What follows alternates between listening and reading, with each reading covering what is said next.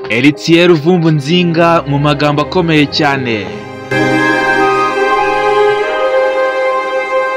Umukinyi Heritier Ruvumbu Nzinga uheruka gutandukana na Rayon Sports yatangaje ko iyo hataba ambasade ya RDC mu Rwanda atari kuba yageze iwabo, kuko ngo nyuma y'ikimenyetso yakoze ku mukino wa Police FC yatangiye kubona ubutumwa bwinshi bugenda bumwibasira.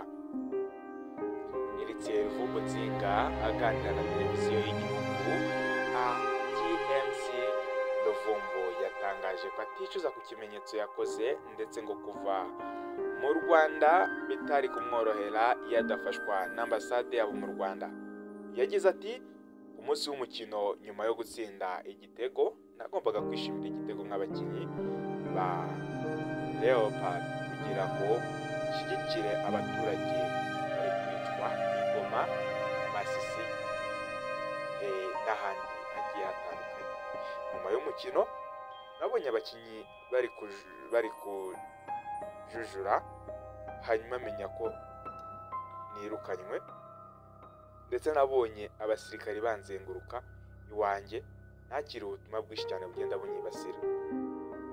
Uyu nguyu ni Ruvumbu wahoze ari umukinnyi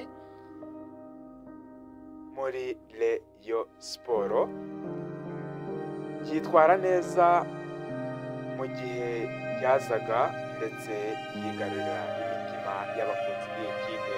Mbere yo kwinjira i Kinshasa, Heritier Ruvumbu Nzinga yanyuze i Goma ashimira ambasade ya Kongo mu Rwanda ngo yarokoye ubuzima bwe.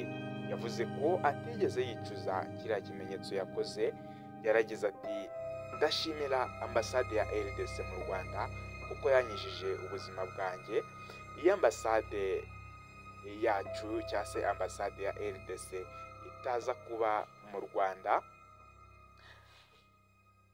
sinari kuva muri kiriya gihugu cy'u Rwanda. Nishimiye kandi kuba ndi iwacu.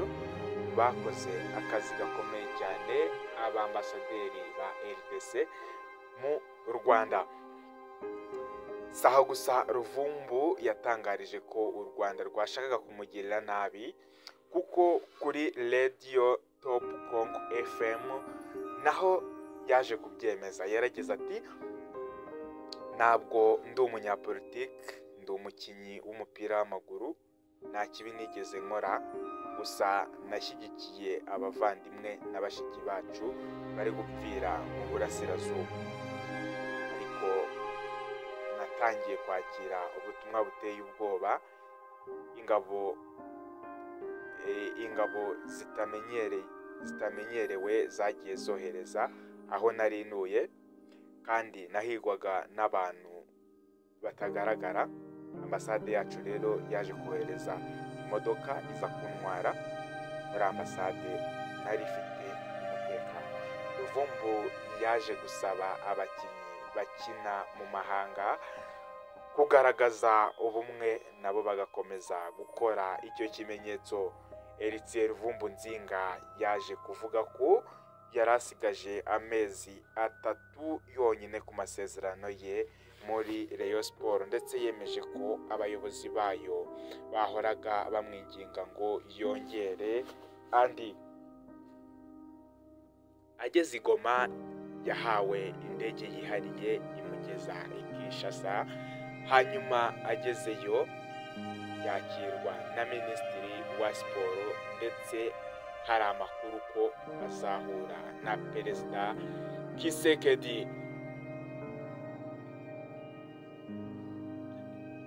N'ayo makuru twari twabateguriye muri uyu mugoroba ku bijyanye n'imikino, amakuru abavugwa hanze y'ikibuga. Reka tubashimire ukuntu mudukurikira muri benshi, tubibutse ko gukora subscribe ari ingenzi cyane, bigufasha kujya kubona inkuru zose dushyizeho, ukazumvira ku gihe bitiriwe bikurushya ujya kuzishaka kuri YouTube. Ikindi kandi reka tubasabe kujya mukora share kugira ngo abandi n'abamenye amakuru abagezweho hirya no hino ku isi. reka rero tubashimire tubifuriza gukomeza kugubwa neza. Twebwe nka Mura TV turabakunda cyane. Njye mwumvaga yari Gift Mura. Amahoro y'Imana akomeze kubana namwe, turabakunda cyane.